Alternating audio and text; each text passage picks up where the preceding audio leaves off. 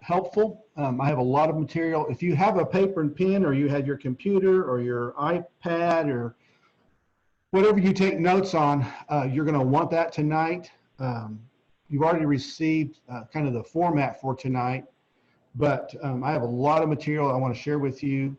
And so we'll go pretty high speed, and at the end, I'll slow down. You can ask questions, and we can have a time of conversation if we need to do that. I'll stay on afterwards, like I've been doing, and we'll try to answer questions or have conversation among us if you'd like to stay on.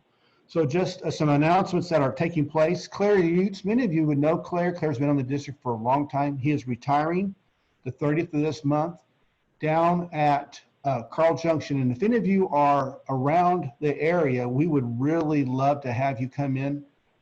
There's a 2 o'clock service and in the morning service. And so they'll be preaching in the morning service, and we've invited the fire people and the mayor and all that kind of thing. And then the afternoon will be kind of stories on him and about him. Jim Martin, Wayne Rose, some of those guys are going to be telling stories on him. So we would love for you to, if you're around the area and can come over for a little while, you don't have to stay for a long time, but if you could, that'd be great. We'd love to have you come and honor Claire.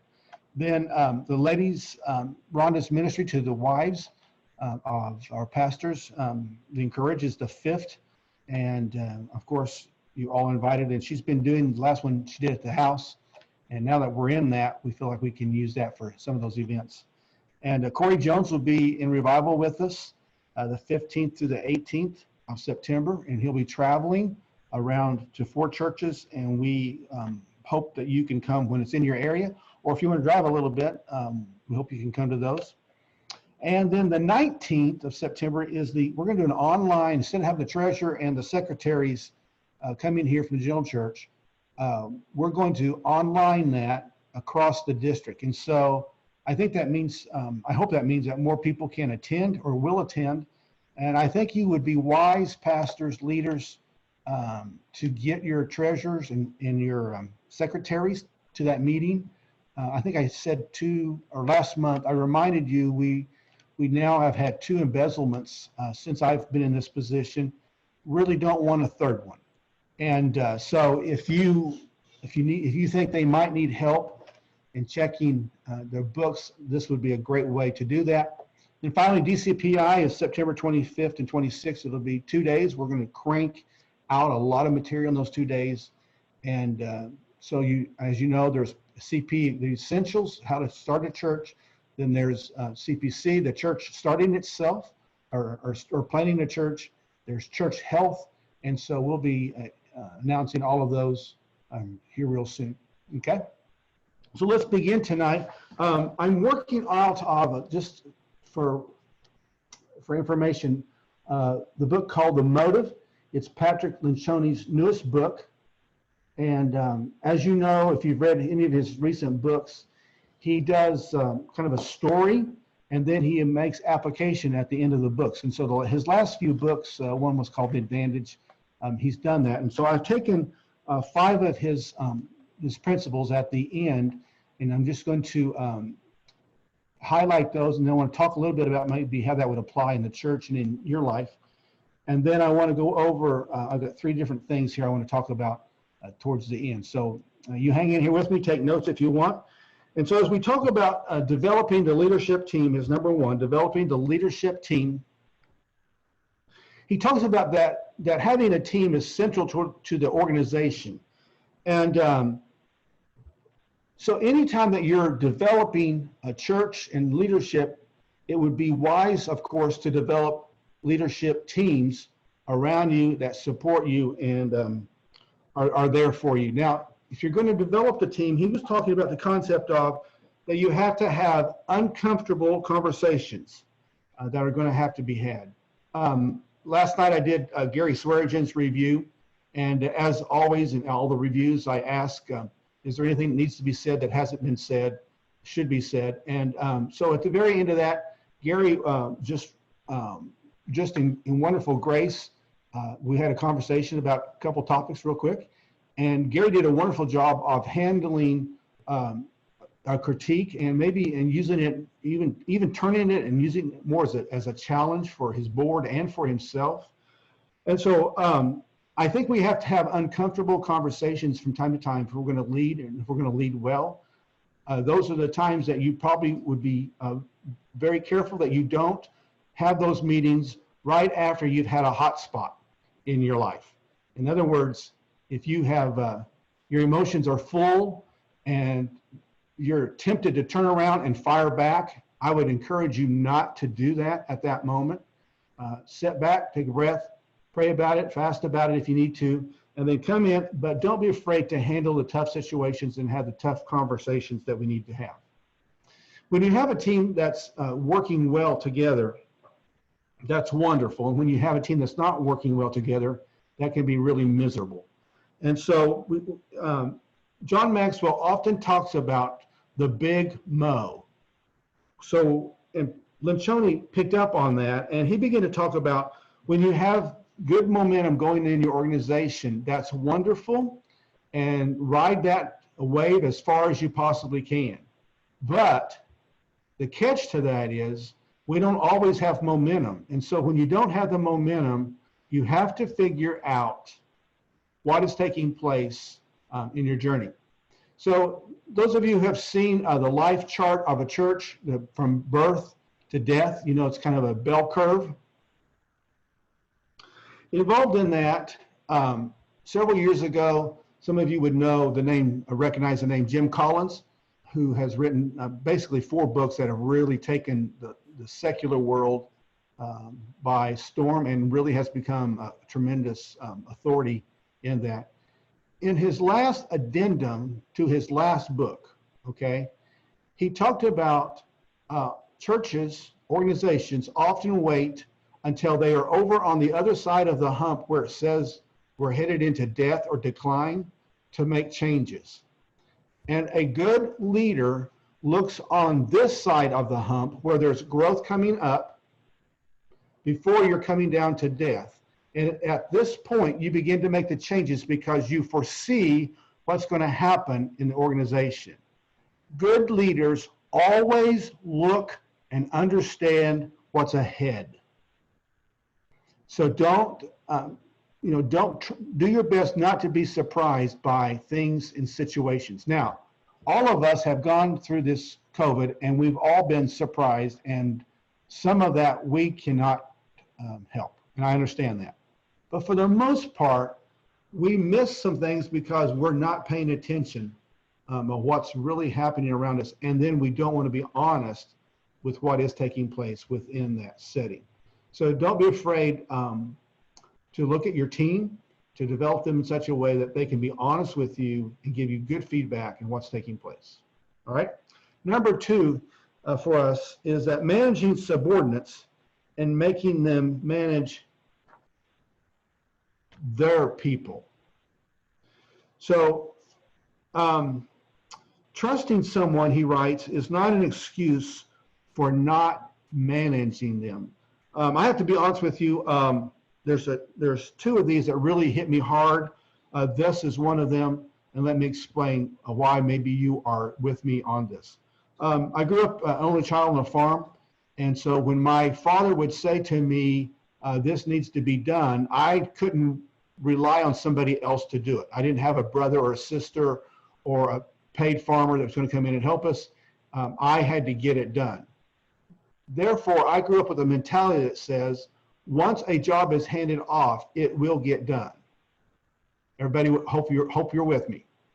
So when you look at this in the business world and in the church world, the mistake that I have a tendency to make, and even to this day, is I ask people to do things, and then I make the assumption that they're going to carry it out to the best way, the best plan to the best degree.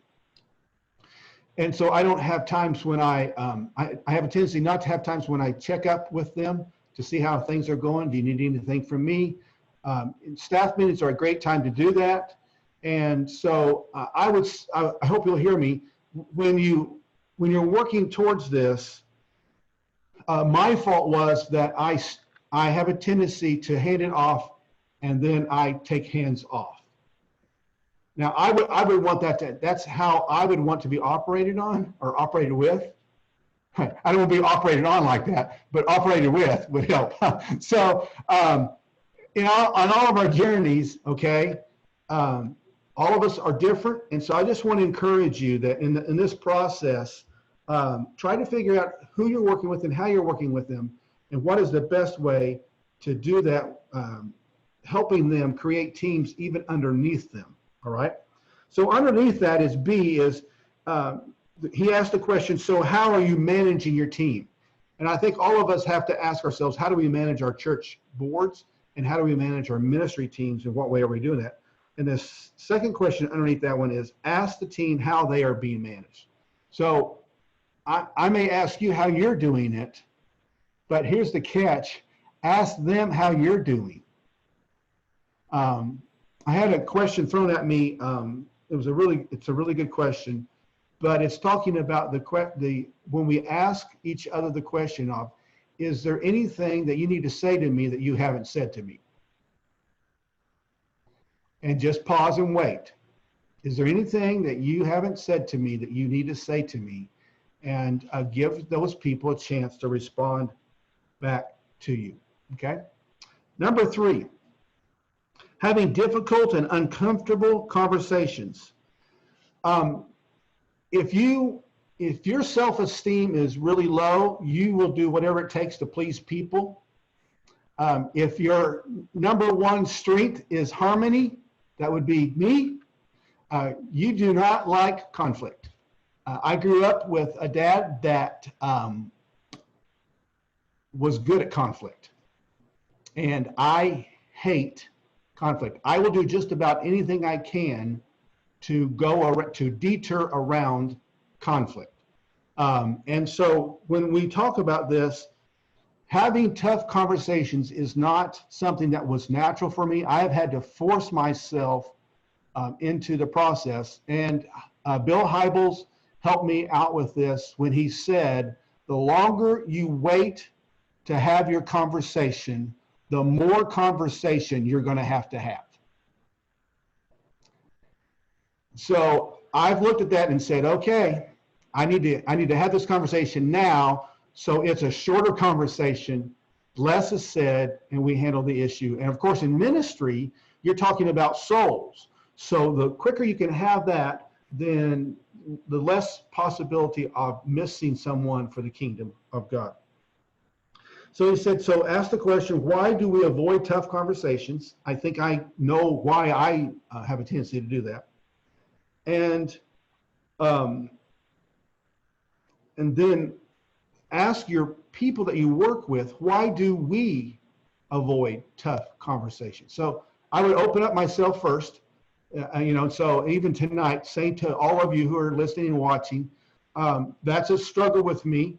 But I would say to you, why do we avoid tough conversations? So I'm going to pause for a moment, and if you will unmute, and you probably have a thought that you could share with us real quick. So why do you think we avoid tough conversations? Just unmute yourself, throw in an answer real quick, and we'll move on, okay?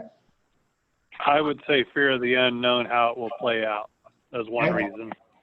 Fear of the unknown. Part of the time, I think I already know how it's going to turn out. Ah, okay. Anybody else? You hope the problem will just go away if you ignore it. Okay. They're never easy, and that's the honest truth. They're just never easy. Yeah. Fear of repercussions and retaliation. Okay. Good. Thank you, Timmery. That's the one that I was thinking of. Okay. Okay. I think also that it would be even worse if you took the lid off the problem. Oh, yes. Good. Anybody else? I would say you don't There's want also a them to fear of leave your change. team. Whoops. Austin, go for it, and then Timmery can. Austin? I would say you're afraid that they will leave your team. You don't want them to leave. Don't want them to leave. Not only your team, but your church. Yeah. Yeah. Timmery, go ahead. I was just gonna say that if you have the tough conversation, you might have to do something about it. There's gonna be an action involved. Yeah, you don't get to stay neutral, do you? Good. Great. The problem I have, I don't necessarily avoid tough conversations. I'm an open book. You know, what I find is other people try to avoid the tough conversation. It's really hard to get them to be serious, upfront, and honest all the way through. So it takes like 5 conversations even to get to the root of the issue when it's a really tough issue. Okay. And just remember that when people on the other side, if they're wanting to talk with you, sometimes they feel the way that you feel about the tough conversations. Okay, let's continue on. I have a quote for you. I think I had Angie put this on for you in full. Yeah, there it is. Failing to confront people quickly about small issues is a guarantee that they will become big issues. I just thought this was really important because if we're not careful, the little becomes big, and the longer it goes, the higher it gets. The Gaithers wrote a song years ago, and it was the essence of the song was, and we built the wall one hurt at a time. And if you can picture building a brick wall, the little things start mounting up. But when we don't approach them and when we don't talk about them, pretty soon we have the wall that's waist high, then it's chest high, then it's here, then it's over our heads. And here's the catch to this one. If you have a wall that's over your head, it will take you much longer to take the bricks down than it was to put them up, if you do it one brick at a time, because they are concreted together and you're going to have a tougher time. Now, if you take and smash the wall, that's one thing. But when you think about taking one brick at a time, you're going to be spending more time in that. Okay? All right. Avoiding difficult tasks is sometimes selfish because we are more concerned about our personal feelings than we are about the goal of the organization. And that is definitely, that one was just all over me. Because I would rather be safe and comfortable than risk what might happen inside the organization, in your churches, or maybe even in the district. It's easier for me to just hope it goes away. I think one of you actually said that phrase. So number 4, we'll keep moving here. Number 4, running great teams. Running great teams. As I'm traveling around the district, I am hearing all kinds of different things. And so some church leaders do really well at this, and some don't do well at all. So I was trying to look at this to say, okay, what needs to happen if we're going to have a meeting time. Here in the near future, I'll share, but I just finished yesterday going over John Maxwell's father just passed away 3 weeks ago. And so he's in the hospital as he was waiting for his dad to die. He sat with a phone and he wrote down lessons that his dad taught him, and he ended up with 28 or 29 lessons. And they're just high value. If you want to watch or listen to them, you can go on, I think, to Facebook, John Maxwell, and you'll see they've got them divided into 4 videos. The first one is longer. The next 3 are 30 minutes about so. But involved in that, he was talking about this whole thing of if you don't like going to your own meeting, there's a problem. He talked about there should be a desire for us that when we're leading meetings and involved in meetings, there should be a little fire in us that says, I can't wait to get to this meeting. I can't wait to push through on this. This is going to be great. And we want our people to feel that way. We want our people who are sitting in our boards to go, I can't wait for a board meeting tonight. I know that he or she's going to lead well. I know they're going to teach me something. I know we're going to make some decisions that are going to affect eternity. And it's going to be one great hour of board meeting. Okay? So I think too many of us, we talk too much in the board meetings. we talk about the wrong things in the board meetings, and we don't lead well in them. And by the time 3 and 4 hours are passed, everybody's dying. And that's the reason why we don't want to go to the next board meeting, is because we're thinking, if I have to go 3 or 4 hours, I'm dying on this deal. So let me help you just real quick.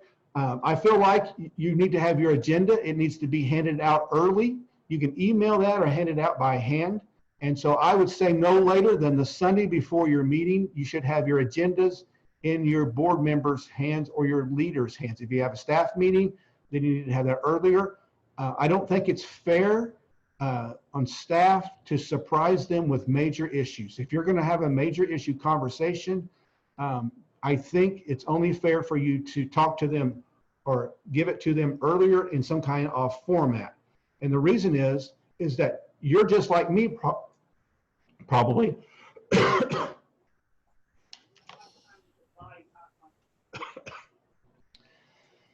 I don't like to be surprised very well. And I would guess for most of you that you don't like surprises either.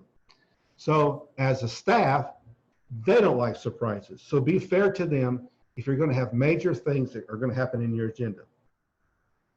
If you hand it out, you write it out, you hand it out, then stick to it, okay? Your board would love for you to stay on your own agenda as much as you would like for them to stay on your agenda.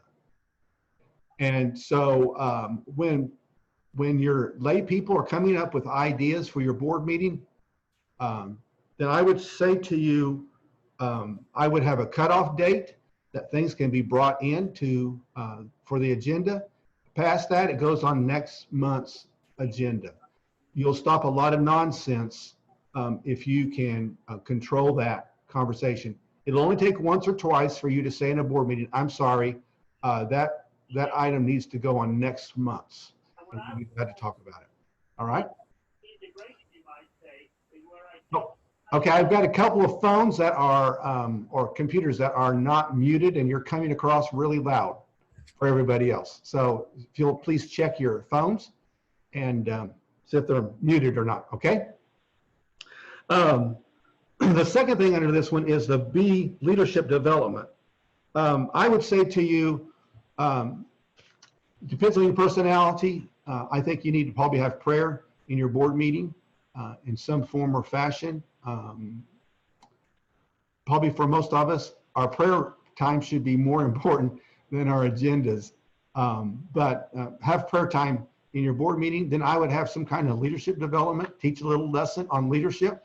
And so that it's, if they don't get anything else out of the meeting, they'll be a better leader when they leave. And then I would do the 4 things that I would have, or I guess 5 things. Number 1, I'd have written reports from all of your, depends on how you work, your committees or your lead teams. I would have written reports from them. I would have an area where you have an action items. That's items that have already been discussed and are ready to vote on. Then you'd have study items where you are studying the items. Maybe they're handed off to different committees as they're brought in. They're then handed off rather than discuss them that night, waste a lot of time, pass those off to the committees. And finally, I would make sure that I have strategic conversations in every board meeting that I do. How are we doing? What have we done? Where do we need to go? And ask some important questions about those. So make your meeting worth being there. I think I said this before, but if you hate it, they're going to hate it. So work at making your meeting worth being there for. And then teach people how to have a meeting. They're going to be having committee meetings, or they're going to be leaders. You're developing leaders in your church. Work at teaching them how to have a meeting also. And I wouldn't be afraid at times. I think it'd be okay for you to slip in and to watch how they run a meeting. And so for instance, if you had a youth pastor and he had some youth leaders, maybe it'd be a wise thing for you to slip in and watch how they have a staff meeting in that setting. Or maybe your missions or your Sunday school or your evangelism group or your building and grounds committee. It's not that you have to stay. It's that watching that to say, hey, I got a couple ideas for you that I think can make that better. If you want to hear it, let me know. All right. Number 5, the fifth one that Lencioni shares with us is communicating constantly and repetitively to employees.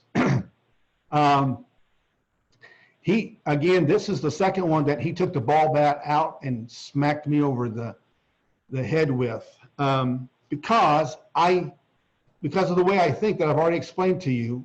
If I give you the job, you get it done. You don't have to tell me 20 times.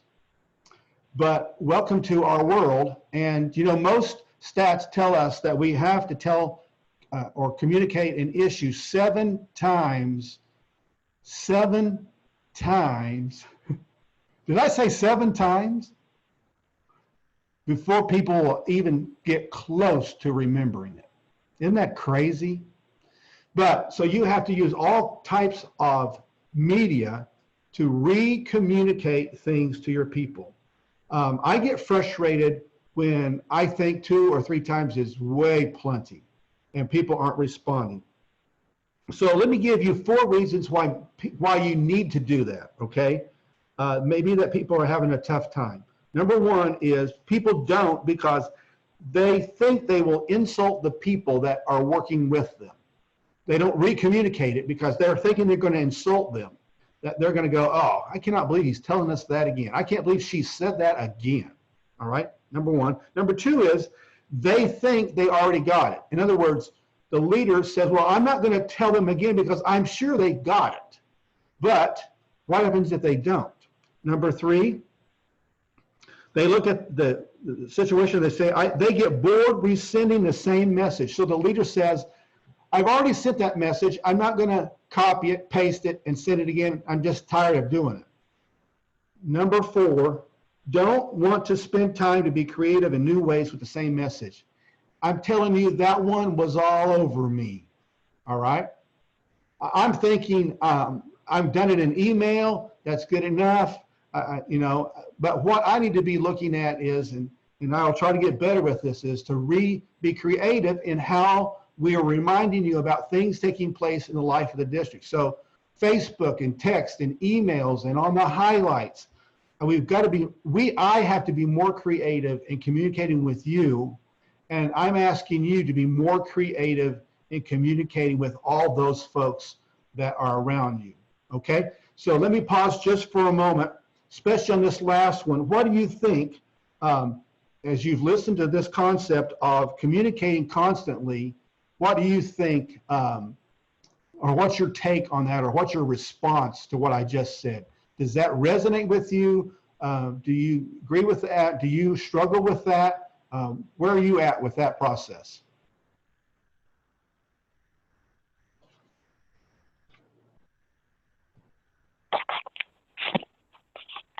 I'll speak up, I guess. I had the same conversation with 2 of my regional managers today of things that we have communicated with our folks that we think they should know that they don't. And so as I'm listening to this, I know we haven't told them 7 times. So I think what you're saying is spot on. Okay. And some of those reasons hit me square in the head too. Yeah. I'll see you at the hospital emergency room. We got stitches that need to be put in. I have a tendency to take it personally, as if somehow they just aren't interested in what I have to say because they didn't get it the first 2 or 3 times. And that's me. They're not being that way. It's just a personal thing in me. I don't like to repeat myself, so I need to get over that, obviously. Yeah. So yeah, thanks for the stitches. Good. I think the being creative and doing it multiple different ways is so important because as they've done studies, teachers have begun to find out that students learn different ways. And in the same way, people understand things in different ways. Some people can read it and understand it. Some people, they can hear it and remember it because they heard it and not read it. And so like that whole doing it in creative ways just was spot on and I loved it. So. Okay, good. Somebody else? Or you all have your act together and you never have to deal with this?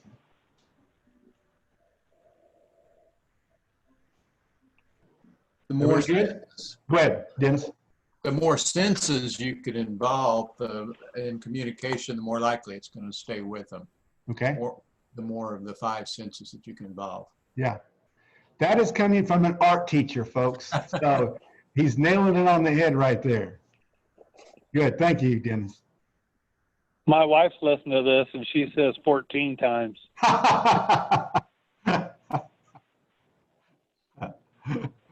Good. I finally figured out I had myself muted in multiple places. I work at a bank. We have a lot of people who have a tendency to click on links. So we try to get them to become cognizantly aware of things. And when you send out emails that say don't click on links, people just delete them, scan them. They don't pay any attention to them. But we started this thing called Don't Be a Dave. And it's a cartoon of a guy named Dave, and it shows all this security in one side of a boxing ring and every kind of device you could think of to stop people from getting into your network.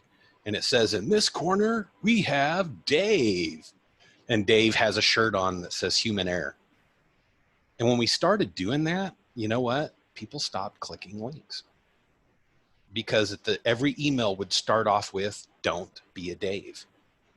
And it would get their attention. And there are a lot of ways to get people's attention.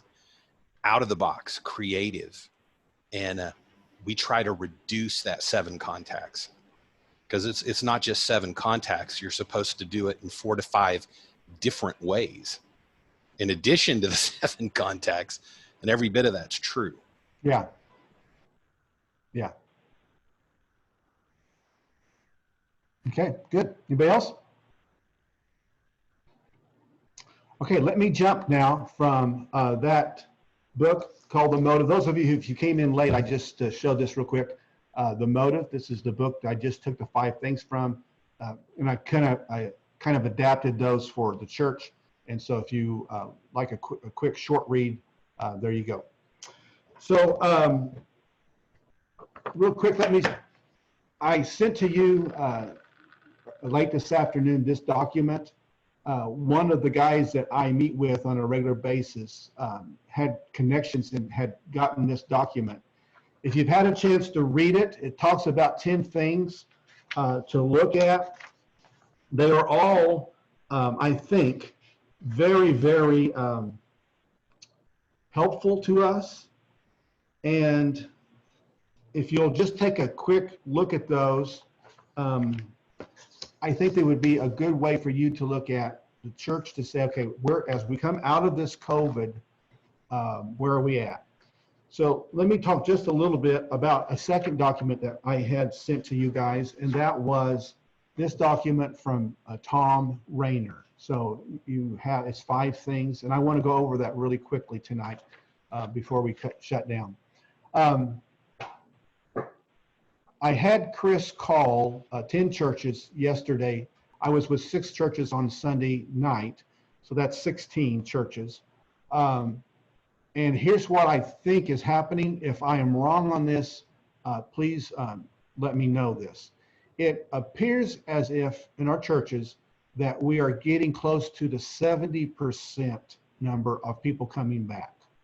A lot of our churches are somewhere in that neighborhood. Now, some are over that. I don't know of very many that are below that. So it looks like we're at that 70% number. If you read this document from Tom Rainer that I just got today that I sent to you, actually I got it last night.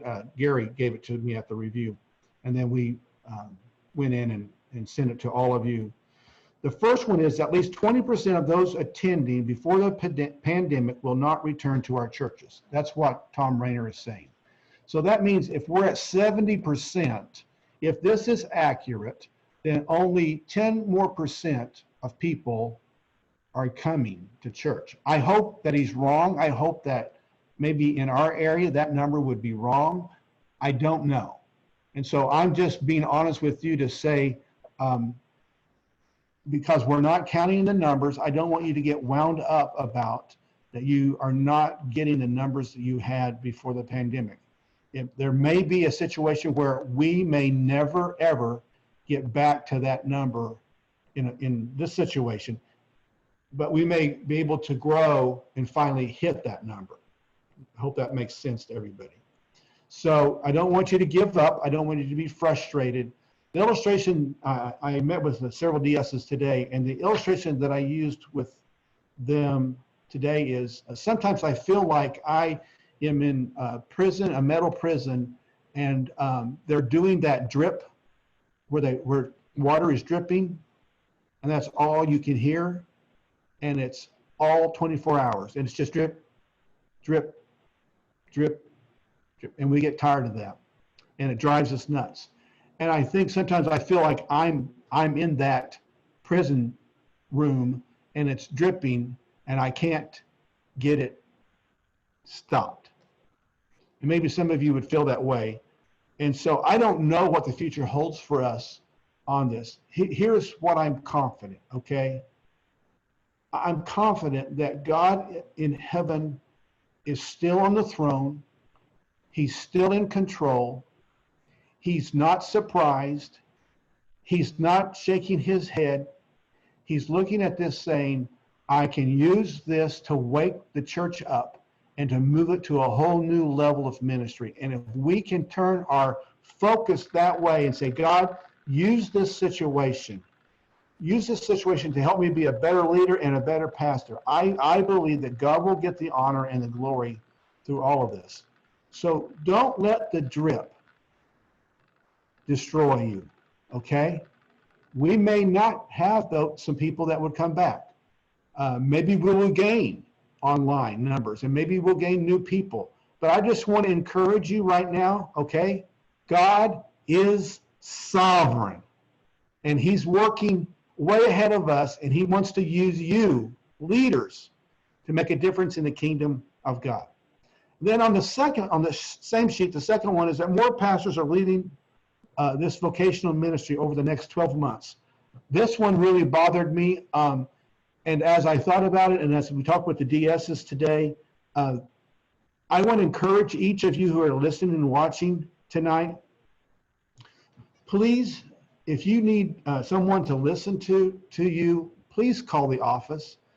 I'd be glad to stop by, come by, take you out for lunch, drink a Dr. Pepper with you. You have coffee, I'll have pop, okay?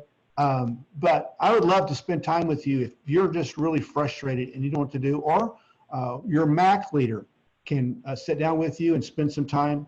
But please don't feel like you're in a dark room and you can't get out. All right?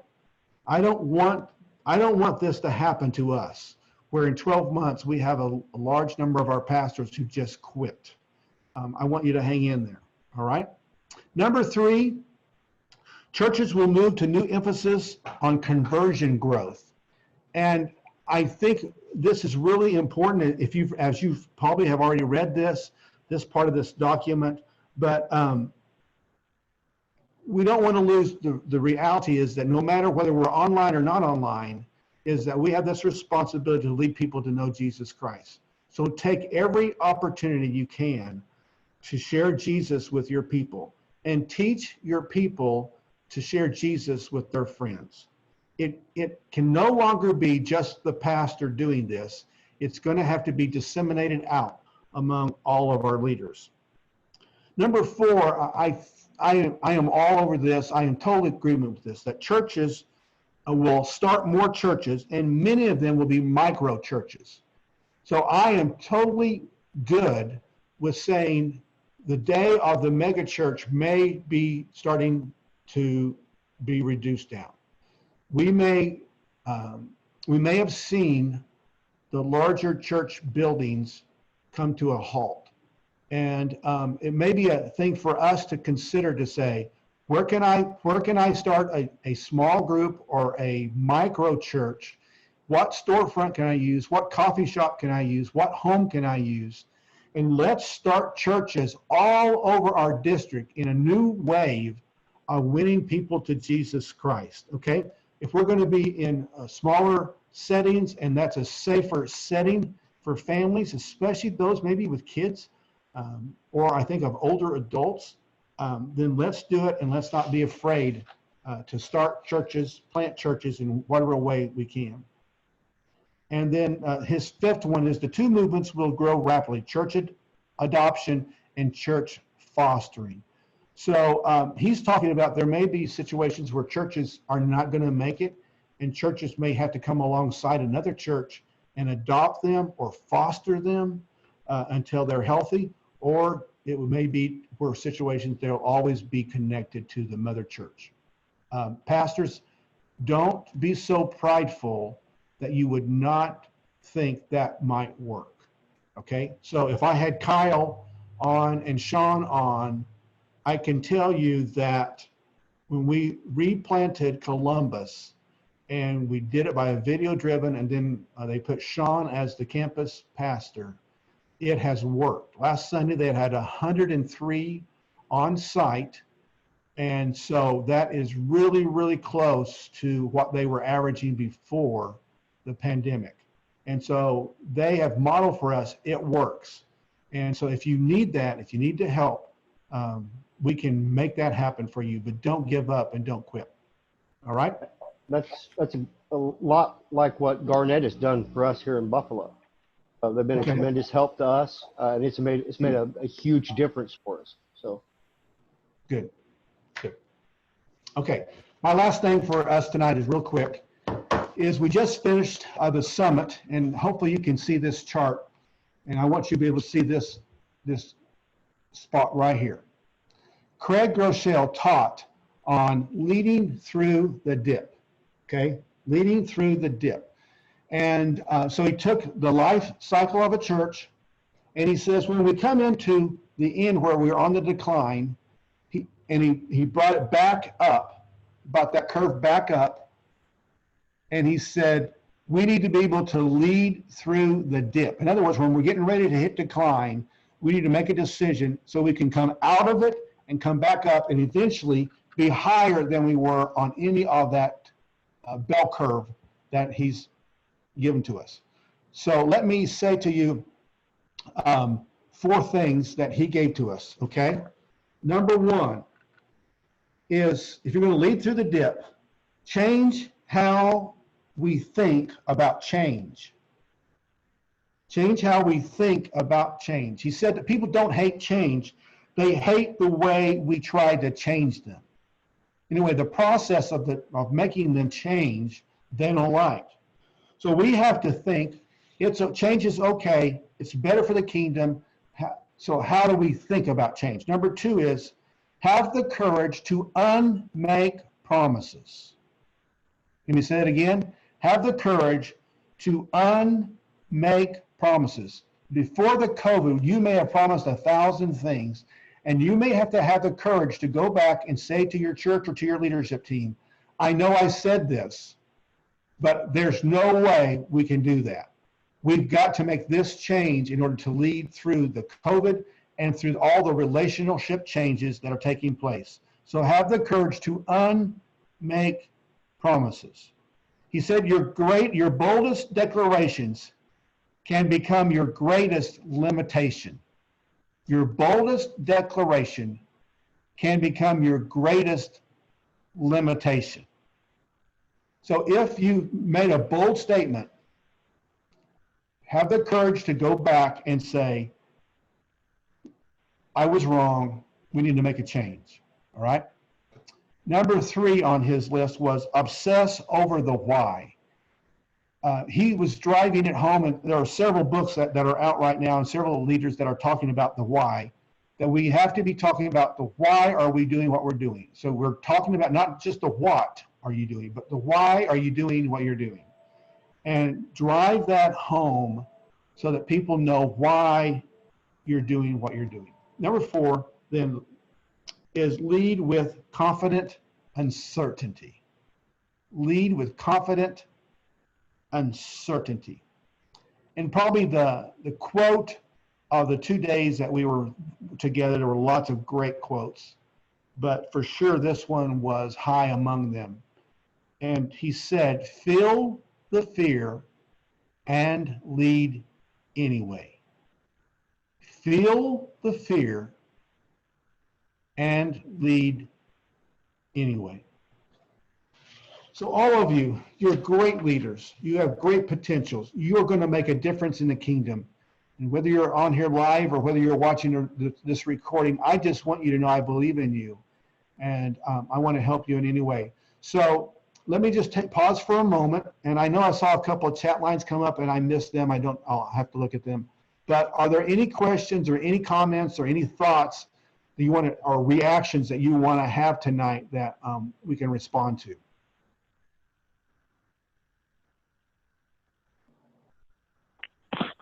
Phil, I have one question, and I don't. Yes. So when you talked about telling what so you're not surprised, and I'm thinking from change. So how do you communicate that where you don't lose your leadership? So if it's a fairly important change and you throw it out there, do people jump to conclusion and then start off on their own path? Do you mention that surprise that next month this is what we're going to talk about so that you can maybe put some parentheses around it, or what's your thought on that? I think I learned early on that when I had changes that had emotional ties to them, I learned very quickly the earlier I made that announcement, the better off we would be. So on the church board, let's say let's do this. Let's say we're going to go to 2 services. But the board's talked about it, and it's way down the line. I mean, it's like months. But if the church keeps growing, we're going to have to go to 2 services. I learned that the best thing for us to do is, after we've talked about it and we're all solid on it, that to go ahead and announce that. Because the kickback or the pushback happens, the emotional response happens, most often happens immediately after the announcement. Then time starts to hit, and that emotion wears down and slows down and gets less. So I think if your leadership team has made the decision, then to the rest of the group, you can make that decision so that you have time to actually buffer their emotions. Now, on the leadership team part, if I had that, I think I would make the presentation, and then I would say, I'd like for you to pray and think about that, or I want you to research that, and we're going to have a great discussion next month on that. Okay, perfect. Yep, that's what I was thinking too. So thank you. Yeah. You're always going to have pushback when you announce major decisions.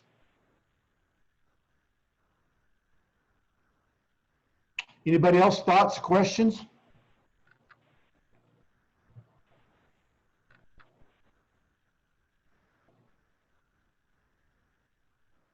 Everybody good? Okay. Hey, we'll call it a night then. Thank you for joining us, so many of you. And I know we have some brand new pastors that are on with us tonight for the first time. And I know Michael's there. And I think I saw Joel Thompson. Todd has been here about a year now over Independence. But welcome to you who are the new pastors. If I missed you, I'm sorry. I think I saw some of those names come through a while ago. But we're glad to have you, and welcome to the district and to the family. So I'm grateful for who you are and what you're doing in the kingdom. And if I can do anything to help you, I want to. So let me pray a quick prayer and we'll go. Jesus, thank you for tonight. Thank you for truth. Take what we've heard and what we need to hear, apply it into our lives, and help us to make the changes we need to make so that we can lead well in the days ahead. We commit all the unknown and the known to you. And in the name of Jesus Christ, we pray. Amen. All right. I'll see you. I'm going to stay on for just a little bit in case some of you want to ask questions that you didn't want to ask earlier. I'll stay on. And thank you for everybody. And you guys all have a great rest of the week, okay? So good night.